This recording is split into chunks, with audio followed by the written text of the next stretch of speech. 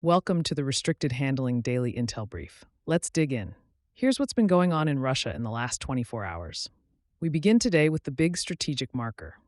Ukraine's war has now run longer than World War I, 1,569 days. That is not just a haunting number for historians. It is the sound of a European security order being stress tested in real time, and nobody gets to hit skip intro. The comparison works because both wars began with a failed sprint and turned into a brutal endurance contest. Russia thought Kiev would collapse in February 2022. It did not. Then the war froze into attrition. But here is the update that matters. This is not simply World War I with better cameras.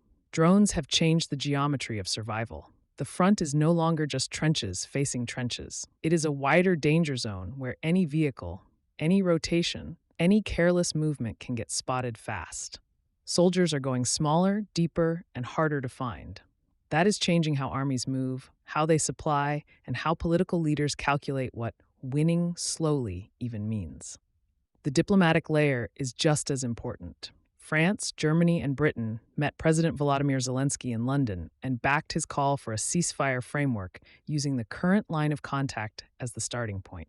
They also supported legally binding security guarantees for Ukraine, a possible multinational force, and keeping frozen Russian assets immobilized until Moscow compensates Ukraine for the damage it caused. Russia's foreign ministry then brought in the French, German, and British ambassadors. Subtle? Not exactly. Moscow was basically rattling the silverware to remind everyone it still wants to shape the room. But Europe's real question is internal. Who actually speaks for Europe? Italian Prime Minister Giorgia Meloni told lawmakers that smaller groups cannot claim to represent the entire bloc and called for a single EU-mandated figure to engage Moscow. Poland's Donald Tusk has also signaled frustration about Warsaw being left out of key Ukraine meetings. That is not a split over whether Ukraine matters. It is a fight over the chain of command. And in diplomacy, the seating chart is never just furniture. Another major development sits at the China-Europe-Russia intersection. Beijing complained as the EU prepared additional measures targeting Chinese firms accused of supporting Russia's war effort. Officials said the package would add 14 companies from mainland China and Hong Kong to a list of firms banned from buying EU goods. Chinese Foreign Ministry spokesperson Lin Jian called the measures illegal, unilateral sanctions and said China would take necessary steps to protect its interests. Translation: Europe is increasingly treating China's Russia-enabling ecosystem as part of the war's supply chain, not just background noise. Russia's global balancing act is getting trickier, too. Moscow wants Iran close, but not so close that it blows up relationships with the Gulf states that matter to its economy. Iranian Foreign Minister Abbas Araghchi met Vladimir Putin in St. Petersburg on April 27th, leaning into the Russia-Iran Comprehensive Strategic Partnership Treaty signed in January 2025. The conflict around Iran and the Strait of Hormuz has helped Russia by lifting energy demand and prices. But going too hard for Tehran risks angering Saudi Arabia, the UAE, Qatar, Bahrain, and Oman. The Kremlin wants to look like the godfather at the table, but it is also checking who is paying for dinner. Italy also flagged the Iran problem from Europe's side. Meloni said the EU should be ready to ease sanctions if Tehran shows willingness to negotiate, but increase pressure if Iran keeps threatening freedom of navigation, supporting militias, or violating international obligations. That matters because the Ukraine war is no longer isolated from the Middle East energy map. Pressure in Hormuz can feed Russia's oil revenues, raise costs for Europe, and complicate the sanctions picture. Inside Russia, the war economy is looking less like a flex and more like a treadmill set too fast. Russia's federal deficit hit about 6.01 trillion rubles, or roughly $83.5 billion in the first 5 months of the year. That is already 60% above the full-year target. Oil and gas revenues dropped 30%, while spending rose 17%. Deputy Finance Minister Irina Okladnikova said there is no budget crisis, which is the kind of thing governments say while the dashboard is blinking red and someone is asking if the smoke smell is normal. The data itself is also becoming suspect. Russian economists are questioning industrial production numbers from Rosstat after discrepancies with independent estimates grew unusually large. Defense-linked factories and state procurement sectors still appear to be expanding. Civilian manufacturing and investment-related sectors are under pressure. That means Russia may still be producing for war, but the broader economy is carrying that weight like an aging action star, pretending the knees are fine. Putin is also tightening the screws on Russians outside the country.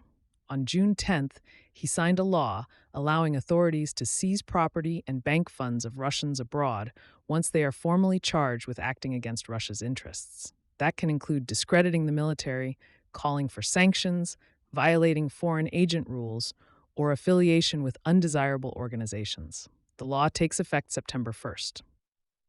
This is aimed squarely at exiled journalists, activists, and dissidents. Very Soviet remix. New packaging, same old chorus. Russia is showing strain in manpower as well. Reports from Russian federal budget data indicate 71,200 people received one-time enlistment bonuses in the first quarter of 2026, down 20% from 2025. Contract signings in 2025 were already 10% below 2024. The Kremlin still wants mass to be its advantage, but mass gets expensive when the battlefield keeps chewing through people and equipment. Ukraine is trying to make that pressure worse by turning Russia's depth into a vulnerability. The strategic point is simple. Russia's defense industry, oil infrastructure, and occupied territory logistics are no longer safely in the rear. Ukrainian FP-5 Flamingo missiles hit the VNIR Progress plant in Cheboksary, more than 900 kilometers from the front.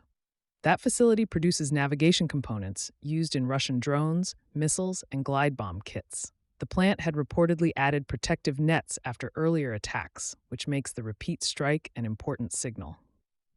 Ukraine is not just reaching deep. It is coming back for priority nodes. Kyiv also hit Russia's oil system. The Kuibyshev refinery in Samara was struck, forcing a halt in processing at primary crude units, according to industry sources. Ukraine also targeted oil pumping stations in Vladimir Oblast, linked to fuel movement toward Moscow and Baltic export routes. In occupied Crimea, Sevastopol's Russian-installed governor said rationed fuel distribution had to be delayed because tanker trucks could not reach the city.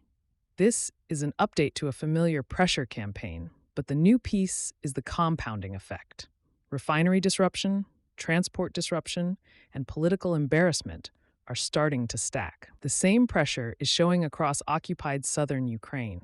Ukrainian officials describe a middle strike campaign aimed at creating a logistics lockdown 20 to 200 kilometers behind the front.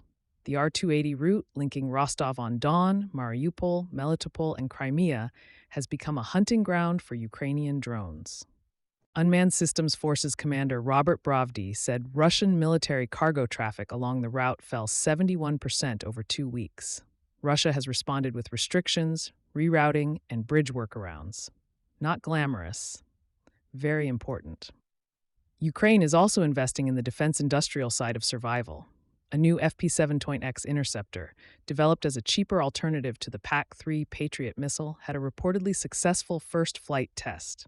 Firepoint's Denys Stillierman said mass production could begin as early as August 2026, with completed missiles likely ready in 2027, depending on partner support.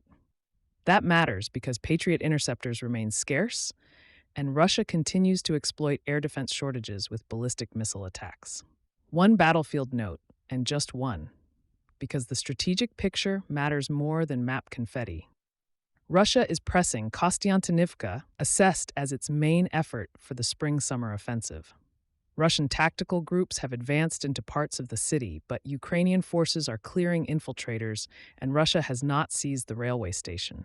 The bigger takeaway is that Moscow may gain ground locally without breaking Ukraine's broader defensive belt in Donetsk. That is a costly grind, not a breakthrough. Finally, the intelligence and domestic security fight is getting darker.